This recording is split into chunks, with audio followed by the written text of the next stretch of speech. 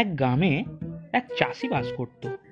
তার সঙ্গে থাকতো তার একমাত্র সুন্দরী মেয়ে। একদিন এক বনের সিংহ মেয়েটিকে দেখে সরাসরি চাষির কাছে গিয়ে প্রস্তাব দিল। হালুম, তোমার মেয়েকে আমি বিয়ে করতে চাই। হালুম, তোমার মেয়ের সঙ্গে আমার বিয়ে দেওয়ার বন্দোবস্ত করো। সিংহের এই প্রস্তাব শুনে চাষির মুখটা শুকিয়ে এতটুকু হয়ে গেল। চাষি বড় চিন্তায় পড়ে গেল। সিংহের মতো জন্তুকে সরাসরি প্রত্যাখ্যান তার সাহসে কুলোলো না, অথচ একটা বনের হিংস্র জন্তুদের সঙ্গে তার আদরের মেয়ের বিয়ে দিতে হবে জেনে বুকটা ফেটে যেতে লাগলো। চাষি চুপ করে আছে দেখে সিংহ গর্জন করে বলল, হালুম, কি হলো? চটপট কাজে লেগে পড়ো। চাষি প্রথমটায় হকচকিয়ে গেলেও শেষে তার মাথায় একটা বুদ্ধি খেলে গেল। সে সিংহকে বলল, তা তো বটে, তা তো বটে, তোমার মতো বনের রাজা আমার জামাই হবে, সে তো আমারই সৌভাগ্য। হ্যাঁ হ্যাঁ, আমি রাজি। তবে কি না? সিংহটি বলল, তবে কি? চুপ করে থেকো না, বলে ফেলো। চাষিটি তখন আমতা আমতা করে বলে ফেলল, আমার মেয়ের যে আবার তোমার নখ আর দাঁতের জন্যে বড় ভয়। তুমি তোমার দাঁতগুলি ভেঙে এবং নখগুলি কেটে এসো, তাহলেই আমি আমার মেয়ের সঙ্গে তোমার বিয়ে দেবো। আমি সব ব্যবস্থা করে রাখছি, কেমন? চাষির মুখে এই কথা শুনে সিংহ খুশিতে ডগমগ হয়ে তার দাঁত ভেঙে নখ কেটে এসে হাজির হলো চাষির বাড়িতে।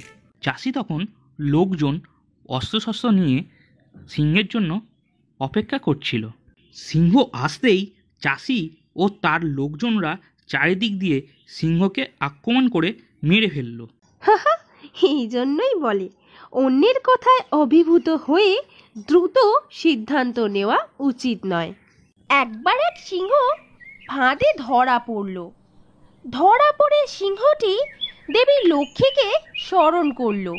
দেবী লক্ষ্মী সিংহের কাছে এলো।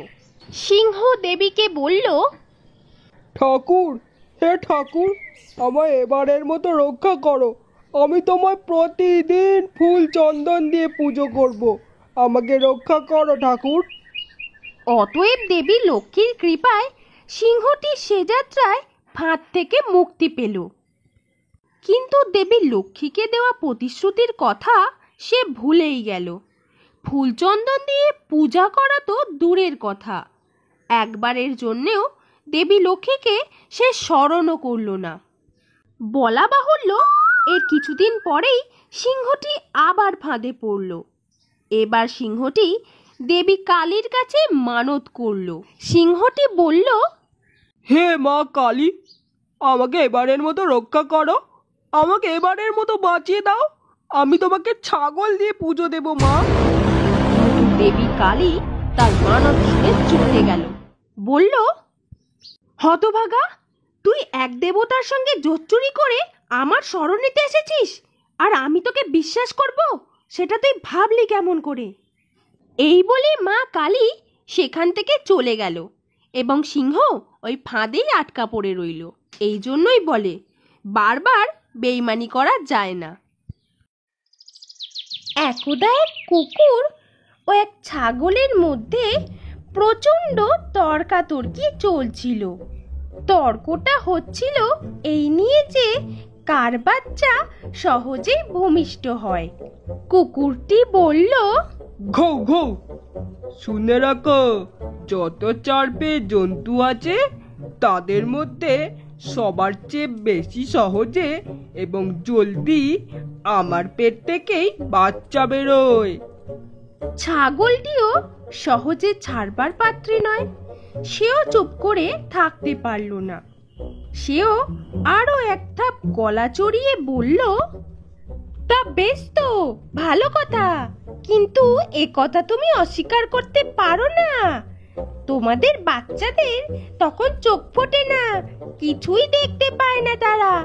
ওই বাচ্চাদের বড়ই কষ্ট হয়। আর তোমার সব বাচ্চাগুলো বাঁচেও না। তাই তাড়াতাড়ি এরকম বাচ্চার জন্ম দিয়ে কি লাভ হয় তোমার? এরপর কুকুর ছাগলের কথার উত্তর দিতে পারল না, তাই সে ভয়ে ভয়ে সেখান থেকে চলে গেল। এই জন্যই বলে হেলা ফেলার কাজ নিখুঁত হয় না। রাজহাটি গ্রামের শেষ প্রান্তে একটি ছিটে বেড়ার ঘরে এক বুড়ি থাকত। বুড়ির কোথাও কেউ ছিল না। বুড়ি সারা দিন গ্রামে গ্রামে ভিক্ষে করে সন্ধ্যের পরে ঘরে ফিরত। আজ থেকে প্রায় 40-50 বছর আগে গ্রামগুলোর যে কি চেহারা ছিল তা আশা করি কাউকে বুঝিয়ে বলতে হবে না। গ্রাম তখন গ্রাম ছিল, গ্রামের বাইরে মাঠ ছিল, বন ছিল, জঙ্গল ছিল, দুর্ভেদ্য অরণ্য ছিল। এই ছিল তখনকার প্রকৃতি। সে যাক, বুড়ির ঘরের কাছে মস্ত একটি বটগাছ ছিল, আর সেই বটগাছের ছায়ার নিচে ছিল বুড়ির কুঁড়ে ঘর। খুবই দুঃখে দিন কাটতো তার। ভোরবেলা উঠে মাঠে গোবর কুড়োতো, কাঠ কুড়োতো, তারপর দুটো শুকনো মুড়ি জল দিয়ে ভিজিয়ে খেয়ে ভিক্ষে বেরোতো। ভিক্ষে বেরিয়ে দৌড়ে দৌড়ে ঘুরে যা জুটতো তাই খেত। আর সারাদিনের ভিক্ষার সামগ্রী যা জুটতো রাত্রে ঘরে ফিরে সেগুলো কাঠকুটো জেলে ফুটিয়ে ফাটিয়ে খেত। চাল, ডাল, আলু, বেগুন সব একসঙ্গে খিচুড়ির মতো করে রেঁধে পেট ভরে খেয়ে মাটির দাওয়ায় শুয়ে ঘুমোতো বুড়ি। হঠাৎ একদিন বুড়ির মনে হলো সে যা কিছুই খায় খেয়ে তার পেট আর ভরে না। খেয়ে দেয়ে শুয়ে এক ঘুম দেওয়ার পরই খিদে চনচন করে পেটের ভেতরটা। এই না দেখে বুড়ি ক্রমশ তার খাওয়া বাড়িয়ে যেতে লাগলো। কিন্তু আশ্চর্য, সে যত খেতে লাগলো ততই তার খিদে বাড়তে লাগলো। ক্রমে ভাতের হাঁড়ির চেহারাও বদল হতে লাগলো, কিন্তু না, তাতেও কোনো সুরাহা হলো না। 4 জনের রান্না একসঙ্গে রেঁধে খেয়েও পেট ভরাতে পারল না বুড়ি। তাই মনের দুঃখে একদিন গ্রামের 2-4 জন লোকের কাছে কথাটা বলেই ফেলল। সবাই শুনে অবাক হয়ে বলল, বলো কি, 4 জনের রান্না একজন খেয়েও পেট ভরাতে পারো না? তার ওপর তোমার মতো বুড়ি মানুষ, এ হতে পারে না। নিরাপদ মাস্টার এই গ্রামেরই পাঠশালার গুরু মশাই ছিলেন। বললেন, বেশ, দেখবো বুড়ি তুমি কত বড় খাইয়ে। আজ তুমি ভিক্ষে বেরো না, আমার ঘরে এসো, আজ তোমার নেমন্তন্ন, দেখবো তুমি কত খাও। বুড়ির তো আনন্দ আর ধরে না। সে রাতে নিরাপদ মাস্টারের বাড়িতে খেতে এলো বুড়ি। কিন্তু কি আশ্চর্য, 4 জন কেন, একজন মানুষের খাবারও খেতে পারল না বুড়ি। সামান্য 2-4 গ্রাস মুখে দিতেই পেট ভরে গেল। নিরাপদ মাস্টার বললেন, আসলে কি জানো, তোমার এবার মতিভ্রম হয়েছে। বয়স কত হলো? তা ধরো না কেন, 3, 20, 10। তাহলে এমন আর কি 70 বছর। চোখে দেখতে পাও? একেবারে কানা নই, তবে কখনো ঠাওর হয়, কখনো হয় না। কিন্তু বাবা, বিশ্বাস করো, আমার কিছু হয়নি। ঘরে আমার খেয়ে পেট ভরে না। ভরবে ভরবে, আসলে তুমি বুড়ি মানুষ, নিজের ঘরে থাকো, চাল ডাল ঠিক মতো নাও না। সে কি বাবা, আমার সারা দিনের ভিক্ষার চাল সে বড় কম নয়। এত বড় একটা হাঁড়িতে করে সব রেঁধেও আমি পেট ভরাতে পারি না। কিন্তু এই তো, আমার এখানে পোয়াটাক চালের ভাতও তুমি খেতে পারলে না। বুড়ি আর কি করে, ঘরে ফিরে এসে মাটির দাওয়ায় আঁচল বিছিয়ে শুয়ে নানা রকম চিন্তা ভাবনা করতে করতে ঘুমিয়ে পড়ল। পরদিন সকালে আবার মাঠে গিয়ে গোবর কুড়িয়ে 2 মুঠো শুকনো মুড়ি চিবিয়ে ভিক্ষে চলল বুড়ি। সারাদিন ভিক্ষে করে দিনের শেষে ঘরে ফিরে ভিক্ষার সমস্ত চাল ডাল আলু বেগুন একসঙ্গে বড় হাঁড়িতে ফুটিয়ে নিয়ে খেতে বসলো। কিন্তু আশ্চর্য, দু এক গ্রাস মুখে দিতে না দিতেই খাবারও ফুরিয়ে গেল, পেটও ভরল না তার। আর যা ঘটলো তা ভারী মজার। বুড়ি যখন খাচ্ছিল আর মনে মনে কাঁদছিল, তখন তার মনে হলো একটা অদৃশ্য হাত যেন তার পাত থেকে মুঠো মুঠো করে খাবারগুলো তুলে খেয়ে নিচ্ছে। বুড়ি যতবার হাতটা ঠেলে দিতে লাগলো, হাতটা ততবারই ওর পাত থেকে খাবার তুলে নিতে লাগলো। বুড়ি বুঝতেও পারলো না কেন এমন হলো আর কেই বা সে খেলো। এই কথাটা বুড়ি পরদিন গিয়ে বলল নিরাপদ মাস্টারকে। মাস্টার বললেন, বলো কি, একটা হাত তোমার পাত থেকে খাবার তুলে খেয়ে নিতে লাগলো আর তুমি বসে বসে তাই দেখলে? কি করব বাবা? তা কে সে, চিনতে পারলে তাকে? কি করে চিনবো? অন্ধকারে কি কিছু দেখা যায়? আমার ঘরে লম্ফ পিদিম কিছুই নেই। বুঝেছি, এ নিশ্চয়ই কোনো চোর ছেচরের কাজ। তা যদি হয় বাবা, তাহলে তো তার আসা যাওয়ার বা মুখ নেড়ে নেড়ে খাবার শব্দ শুনতে পেতুম, কিন্তু শুধু একটা হাত ছাড়া কিছুই তো টের পেলুম না অন্ধকারে। হাতটাকে যত ঠেলে দিই সেটা ততই এগিয়ে আসে। নিরাপদ মাস্টার বললেন, দেখো বুড়ি, তোমার কথা শুনে আমার মনে হচ্ছে তোমার খাবার সত্যিই কেউ খেয়ে নিচ্ছে। হয়তো কোনো চোর, নয়তো হনুমানে। তোমার বাড়ির পাশে যে বটগাছটা আছে, সেই বটগাছেই নিশ্চয়ই একদল হনুমান আছে। এই তাদেরই কাজ। না বাবা, হনুমান নয়। ও গাছে বাঁদর হনুমান মাঝে মধ্যে আসে বটে, তবে সন্ধে হলেই দিঘির পাড়ে চলে যায়, এখানে থাকে না। তাছাড়া আমি নিজে হাত দিয়ে ঠেলে দেখেছি, ও মানুষের হাত। বেশ, তবে তুমি একটা কাজ করো, আমার চিমনিটা নিয়ে যাও। ওটা জেলে রেখে আজ রাতে খেতে বসে দেখো কে কিভাবে আসে। বুড়ি তাই করলো। নিরাপদ মাস্টারের কথা মতো সেই রাতে চিমনি লণ্ঠনটা জেলেই খেতে বসলো।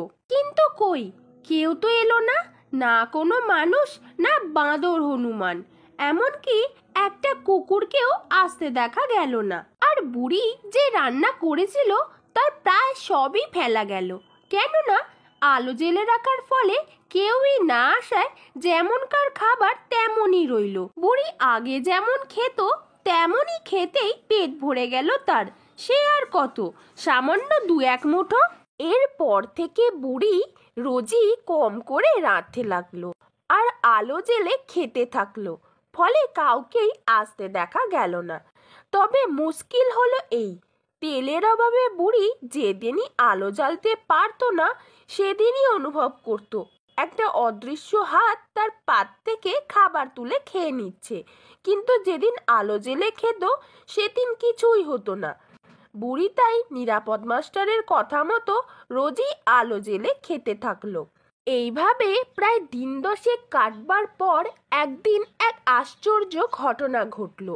এক গভীর রাতে সবাই শুনতে পেল একটি করুণ কান্নার সুর। কে যেন ইনিয়ে বিনিয়ে গ্রামের পথে ঘাটে আনাচে কানাচে কেঁদে বেড়াচ্ছে। এই কথা বলে, বুড়িকে এমন মন দিয়ে নিলি রে, খিদেয় আমি মরে গেলাম, তার সর্বনাশ হোক, তার সর্বনাশ হোক, তার সর্বনাশ হোক। গ্রামের লোকেরা সবাই তখন সচকিত হয়ে ওঠে। কে কে কাঁদে? কে ওই কেঁদে কেঁদে অভিশাপ দেয়, বিলাপ করে আর অমঙ্গলের কথা বলে? এক জ্যোৎস্না রাতে নিরাপদ মাস্টার নিজেই দেখলেন দৃশ্যটা। রাত তখন 1টা। কি একটা কাজে বাইরে বেরিয়েছিলেন। এমন সময় দেখতে পেলেন একটা প্রকাণ্ড সাইজের কুলোর ওপর কালো কিম্ভূত কিমাকার বিচ্ছিরি চেহারার মানবাকৃতি কি যেন একটা বসে আছে। চেহারার তুলনায় হাত দুটো তার বিশাল, কুলোটা বাতাসে ভেসে ভেসে গ্রামের পথ পরিক্রমা করছে, আর সেই কিম্ভূত কিমাকার তার হাত দুটো দুলিয়ে কখনো নৌকা বাওয়ার মতো, কখনো কপাল চাপড়ে সুর করে কেঁদে কেঁদে বলছে,